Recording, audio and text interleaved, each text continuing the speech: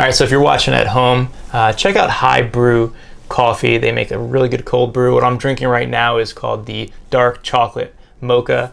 Peyton over here has the Mexican Vanilla. Highly recommended. Check them out. They're out of Texas.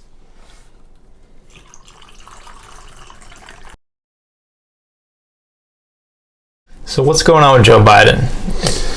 So Tara Reid is a staffer, or was a staffer of his, for about 6 minutes in 1993, and she claimed a year ago that he had put his hands on her shoulder and ran his fingers up her hair or her neck or something, and then now, a few weeks ago, she claims that she was instructed to go get him a gym bag and to bring it to him, and then at that time he kind of pressed her up against a wall or something and put his hands up her underneath her clothes, and somehow, I don't know if it was a dress or not, but underneath her clothes, and started kissing her and penetrated her with his hands.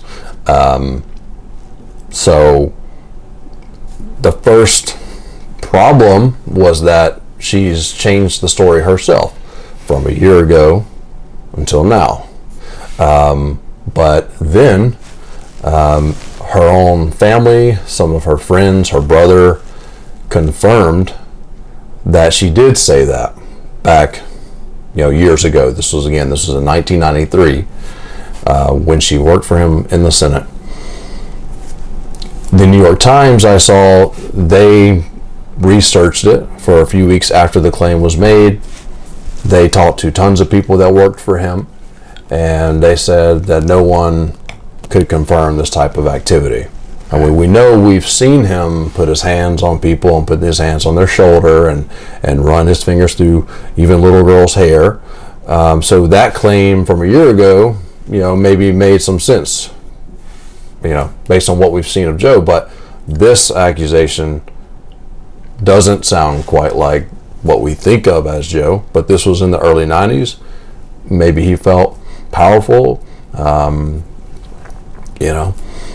So there's audio now that has come out that makes this look a little worse. And I think some of the Republicans are starting to jump on this, where in 1993, on a Larry King show, a woman from California, where Tara Reid is from, called in and said, I'm the mother of this girl, and she just had this issue with a prominent senator, and she doesn't really know where to go.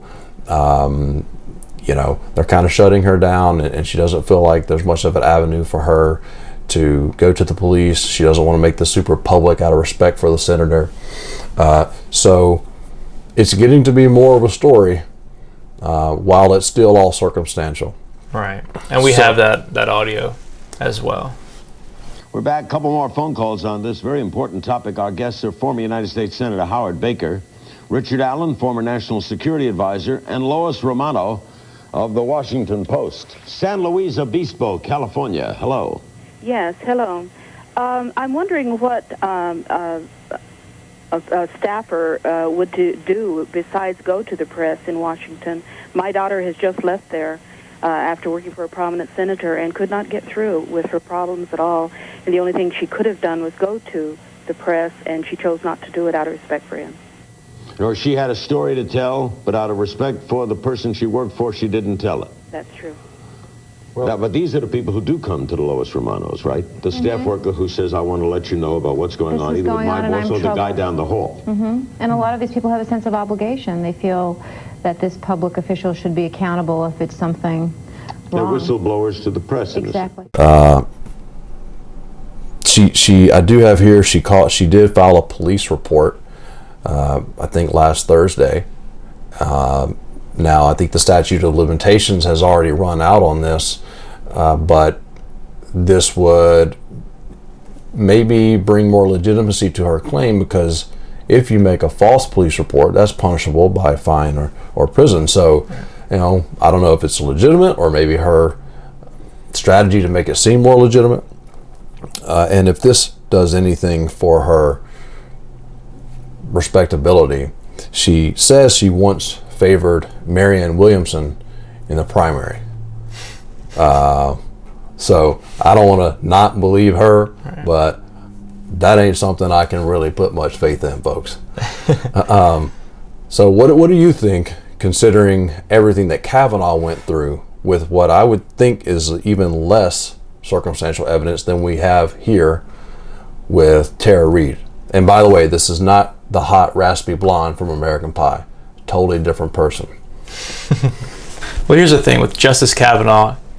It seemed kind of similar here. I could kind of see a mirror of two sides. I mean, you have a story that's changing on one side with Joe Biden and his accuser, and on the other side, with Kavanaugh, you have someone who didn't know the date of the party, who didn't know, simple details about their location. There was even witnesses that were kind of against her in that sense. Now, that being said, I do think that the idea of this due process and go forward with whatever process is needed is important, right? Because if we're gonna go on the notion that we got to believe women, or if this is an actual case, you have to follow through with it. There needs to be follow through. I'm not don't send Joe to jail, right? Not right off the bat. Go through the process. Let's figure out if anything is substantial here, and then we move forward, right? I do think if the same story came out with Trump, explosion. Plain and simple explosion. The media would go off on it. I do see the media kind of not talking about this too much unless it's on the right. Mm-hmm. But I don't know. I'm going to stay with that due process idea. Go through with it. Figure it out. Right. So you have nothing to hide. Don't hide it. For me, I don't think that the media has done anything wrong with the Biden case so far. The New York Times did research it. They did report on it. Other outlets have done this. I think the issue is, to your point, is that that's not the way it was with Kavanaugh. I don't think that it's wrong the way they're doing it now, right? But it certainly looks hypocritical because of the way they did it before, right, with even less evidence. Right. Not that we have hard evidence with Joe, but we have some decent circumstantial evidence. When you listen to that video, it makes you think, well, that easily could happen with a senator. Now, you said the media might blow up if it was Trump. The media would blow up, probably. I don't know that anybody would care. I mean, he has had several of his own accusations, some sure, with evidence. He's had his own comments, about putting his hand places, which brings up another issue. Neither side really can call out the other for bad actions, right? Or maybe the Democrats can when it comes to Trump, if these accusations aren't true. But if they were true, it's hard for the right to really stand up on a platform and say that this is terrible because of their own candidate. So I think that's also sad that we're in that situation where it's basically going to be, who do you like, more of the two.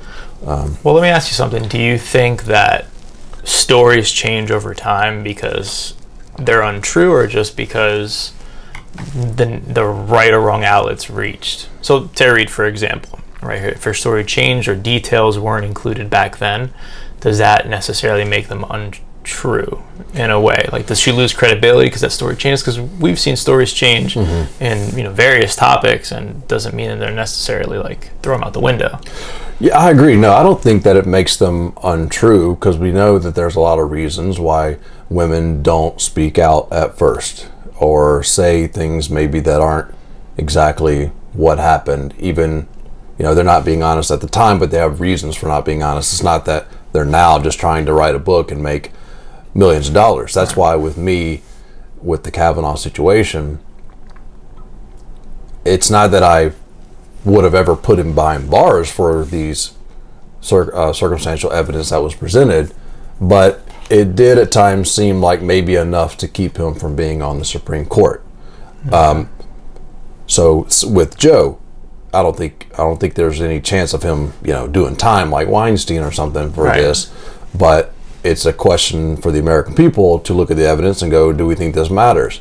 But unfortunately, because of the incumbent president and his actions, even if the worst of this is true, well, we already have Trump on tape saying, Right. what he does with his hands or has in the past. Again, this would have been in the 90s for Joe, so it wasn't last week. So both of them have the argument of, well, that was a long time ago, even if true, and I was a powerful person that, people let me do that or something like that.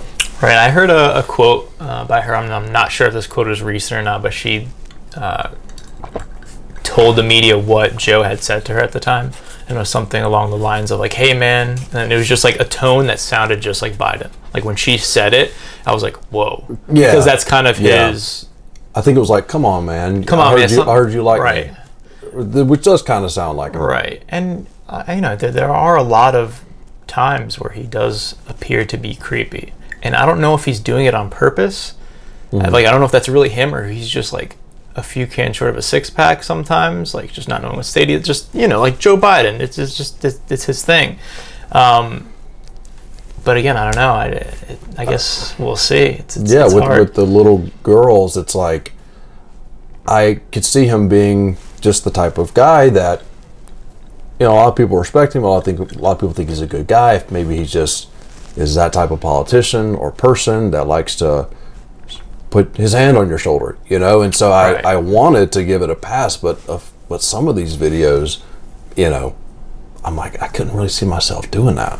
Right. I couldn't really see myself putting my hands on a 12-year-old girl in that way. Right. So it is kind of odd. I can't deny that. And then during his time in office as vice president, I always looked at him as like a bro. Like he was Obama's bro. You know what I mean? Like super bro code.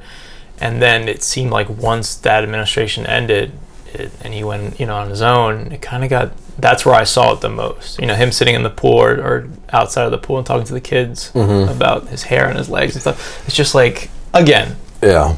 Trump is no one to compare him to the stuff that he says behind the scenes too. But still, I'm curious where this is going to go, if it's even going to go anywhere. Yeah, same. Speaking of Joe, outside of the allegations, the other big story is who is he going to pick for his vice presidential nominee candidate. Do you have any thoughts on the importance of that spot? Do you think it makes a difference? What say you?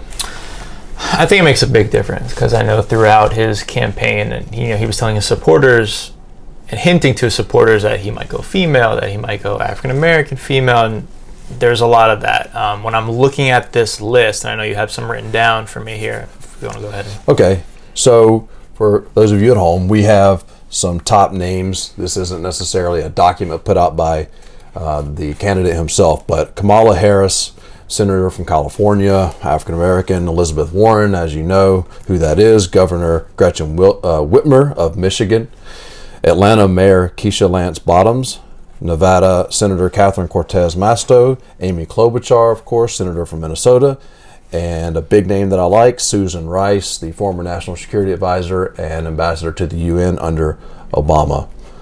So those are some of the big names right now because he did confirm that it's going to be a woman. Now, Amy Klobuchar to me seems like a great candidate, but I don't think she has enough clout to, go along on that ticket. If I have to go Elizabeth Warren, I think she's almost too far left for what we need right now. If I had to pick someone, I might think Kamala Harris slides in there. It's just a hunch. You might disagree with me, but I do think that she has a lot of tendencies that Obama had as far as her posture on stage and the way she presents herself. And she seems super, and this sounds weird, presidential, just the way she holds herself together. And I kind of think that's what, given Joe Biden and how he could be forgetful at times, I think that's what he might need. Like, I think she'd be really strong to hold us back. I agree that he needs someone that is good at speaking but can't just be a buzzy Sarah Palin type. They need to be someone with some competency, some chops, because as you said, we joke about it, but if he were to win, he would be the oldest to ever be inaugurated in January 2021. We know he might have some mental slippage. I mean, he has a stutter, and I think some of it is attributed to that, and maybe not quite as bad as it seems, but, he'll be nearly 80. And so that's just science, right? So this could be a situation where the 25th Amendment is invoked, the Section 4 of it, where people in his cabinet could say he's not, capable anymore mentally of carrying out the office, and he could be removed. I doubt it, but he might resign himself. Or a heartbeat away, right?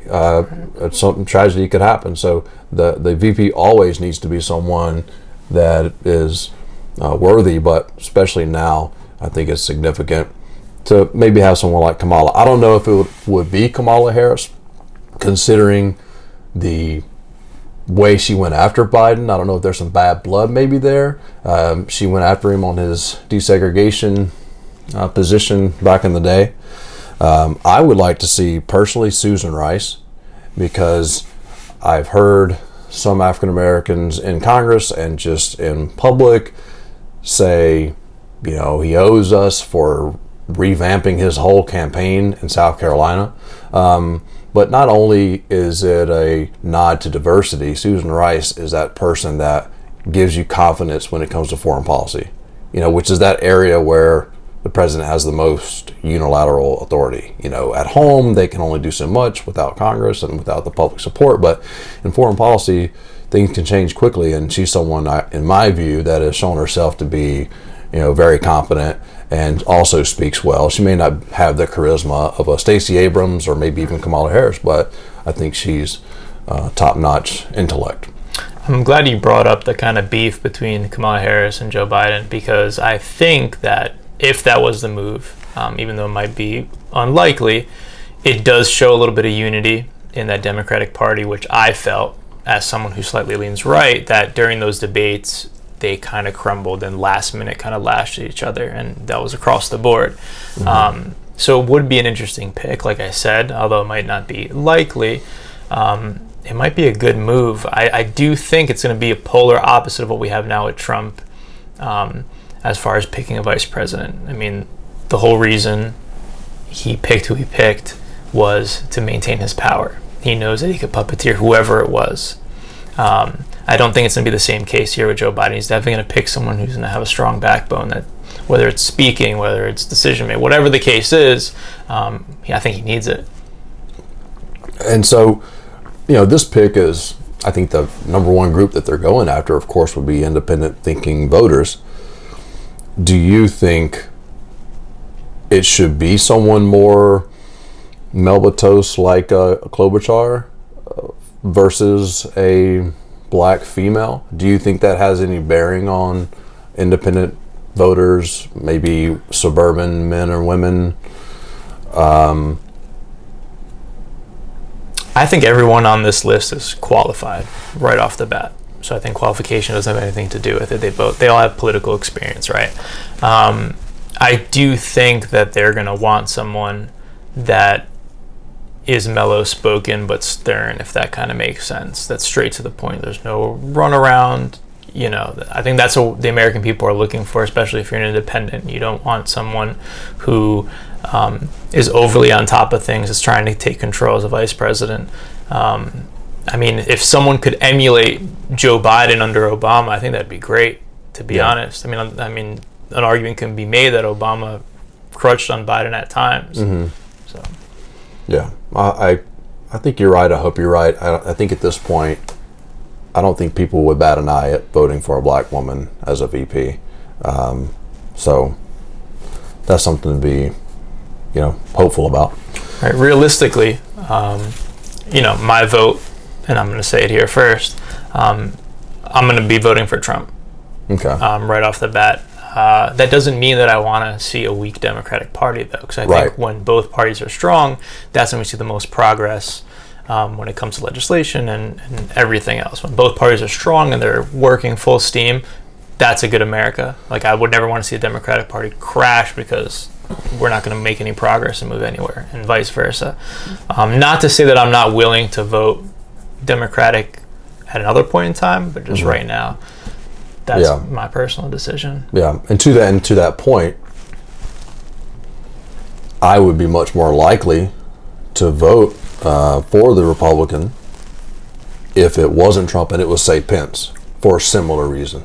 If it was someone that I entrusted to act and think and operate in a certain way, I'm also relatively middle.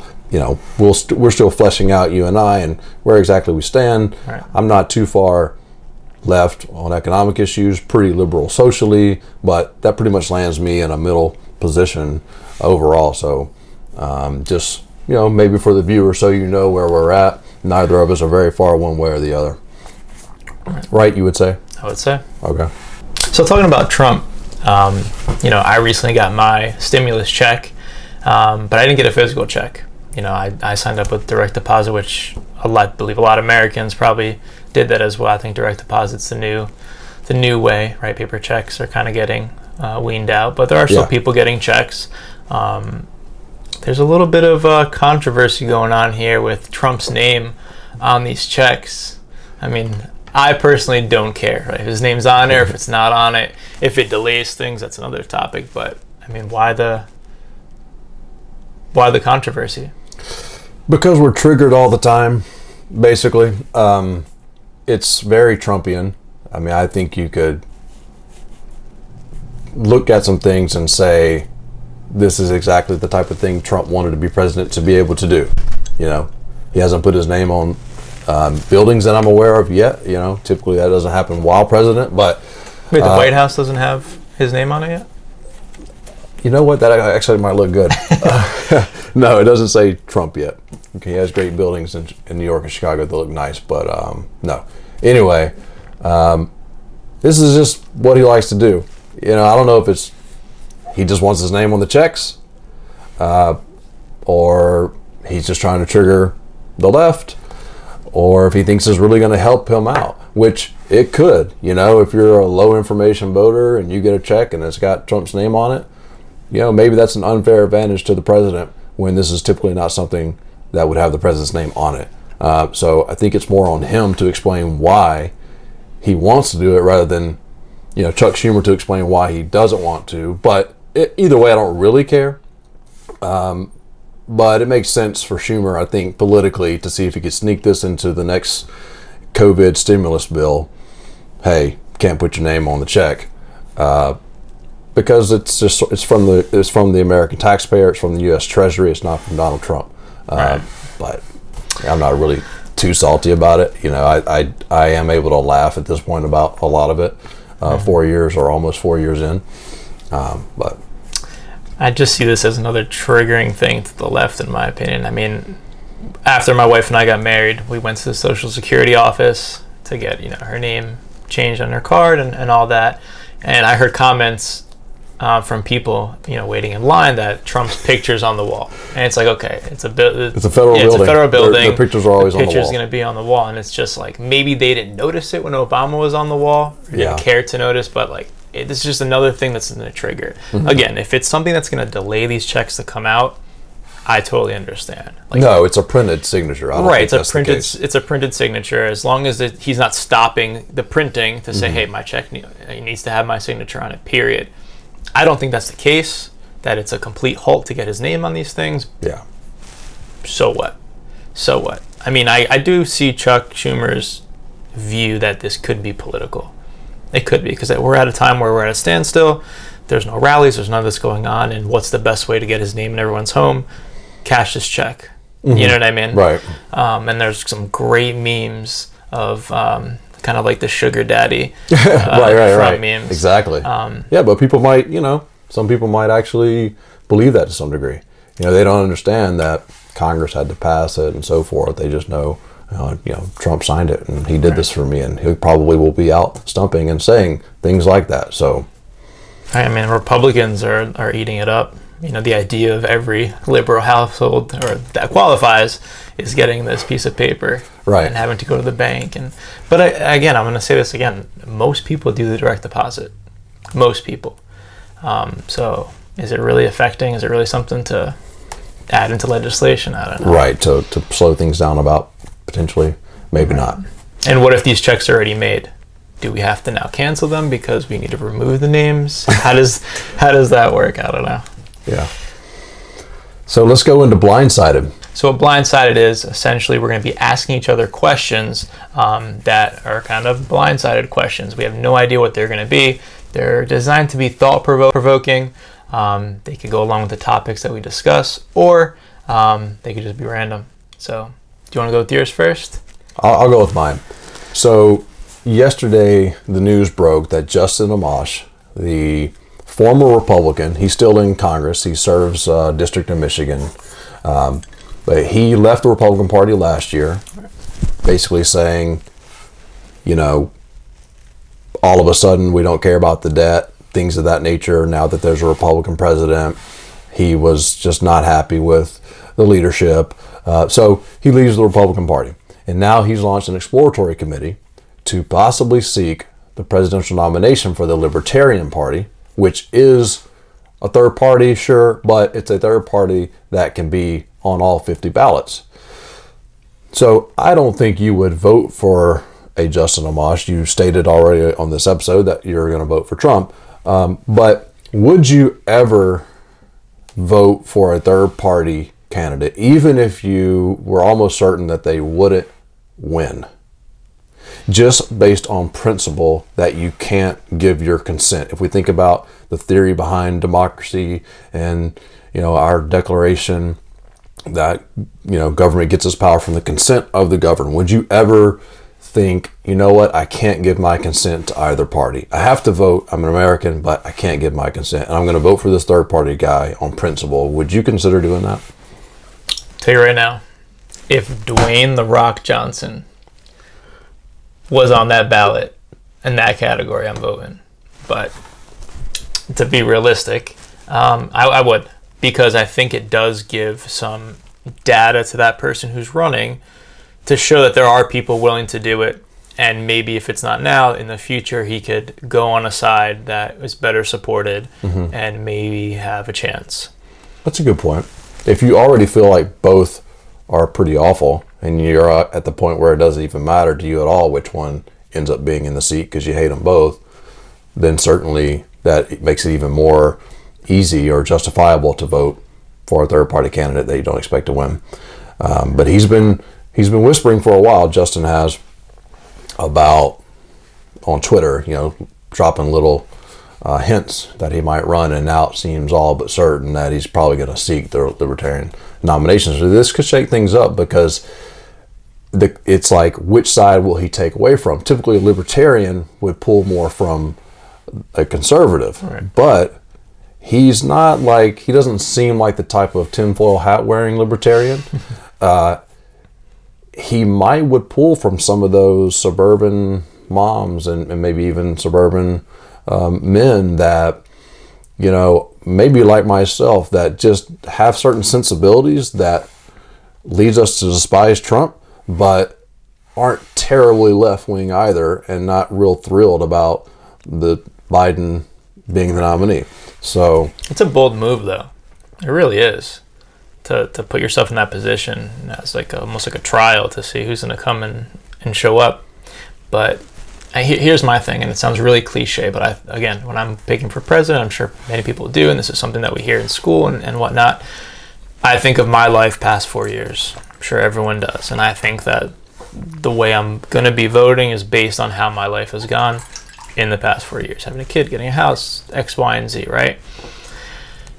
If I didn't feel that way, I think this scenario would definitely apply to me. It would definitely apply to me. Where you just wouldn't feel like you could vote for the Democrat, but you might be willing to throw it out there. Right. Adjust them. Right, why not? Yep. Okay. I like that. So what's your question? All right, so mine's kind of tiered, and it has to do with the topic that we're all living through right now, COVID-19, coronavirus, testing, blah, blah, blah, blah, blah. So right off the bat, I'm going to tier these questions to one solid one, but have you been tested? No. Okay, so no. I haven't either. Have you, do you have the ability to be tested? If you wanted to be tested, do you know what outlets you could take to go and get that done? I do not. My understanding was I couldn't unless I had symptoms. Right, so let's say you did have testing. I mean, you did have symptoms. Oh. Do you know the right outlets to go? No, I lean on my wife for that. She's a pharmacist, so she would probably tell me maybe what hospital to go to or clinic. But I can't say off the top of my head I know where to go. Okay, so what I'm trying to get at here is that there's been a lot of talk as far as contact tracing. There's been a lot of talk of trying to get the entire population tested just so we have a benchmark, something to work with. Mm-hmm. How realistic do you think that is as far as contact tracing and getting the entire population or a majority of the population actually tested? Do you see it something as being realistic or useful even? Useful, yes, even if this situation doesn't call for it. Useful because we could use it in the future, maybe where it's even more serious. Possible is difficult to say. When I think about World War II and being the arsenal of democracy and being able to transform from a peacetime economy to a wartime economy and building a ship in 4 days, it's hard for me to say impossible, but I don't think it could happen in the next 2 weeks. So possible right now, maybe not. Do I think it's possible to test that many people? Like if we had been prepared, not that we should have been that prepared. I think other countries were more prepared, partially because they already have dealt with this sort of thing more often, and they were already ready to do the contact tracing and all the testing, like South Korea, maybe, for example. Right. I think it's possible in the future. I think it's something we need to be ready to do, is to be able to test everybody, have contact tracing. One issue that might get in our way is the typical, American DNA that pushes back against big government, right? So we would have to maybe suspend a little bit more liberty for that security to some degree. I don't think I would mind, but anytime something like that is proposed, the tinfoil hat people come out, the black helicopter conspiracy theories start buzzing around. I seen a conspiracy theory video basically earlier today on Facebook, and of course it had more comments and shares than my stuff ever gets. So yeah, I think it's possible. The reason why I kind of asked this is because if I think of where I grew up, Northeast, large population, being very close to New York City, I think putting an effort to contact trace is literally impossible. Let's say you come up positive, you live in New York City, it's almost impossible to trace your footsteps on who you interacted with, given public transportation, given how people live on top of each other. It's almost impossible. So to put an effort into that, I don't agree with. On the other side of the spectrum, though, when we're talking about getting the population tested, I think if it was feasible, the best way to do it would be an at-home test, where you'd be sent a package. It's optional, but I think most people would. If you had the opportunity to press a button, it comes to your house, you just you did something simple, or even if you had to send it back out, like an Amazon return. Mm-hmm. Yeah, have Amazon do it. Right, have Amazon do it, pay them, right, like they really need more money. But I think it'd be great. I mean, that'd be super, attainable. That's a goal that we can do. But like you said, if we have to physically go to locations, and there's going to be backlash, like you said, it's in our DNA. But I do think that's one thing we could focus on. I think that this contact tracing that I've been hearing, it's absurd. It's impossible. Well, just to be clear, I don't necessarily think that level of contact tracing is possible. We have quite sophisticated technology, so maybe in the future possible. But I didn't mean to be able to literally see who every single person touched. I just meant to utilize Facebook and these maybe cell phone carriers, people that already know where our phone is and where we go at all times, to watch our patterns of movement, so that we know most likely where people are that have it. Not like we know for sure, but like looking at models to know basically where the pockets of people are that maybe need to have like a hard quarantine by the government or something like that. Sounds scary. Because it's almost like, right, at what point do they turn it off?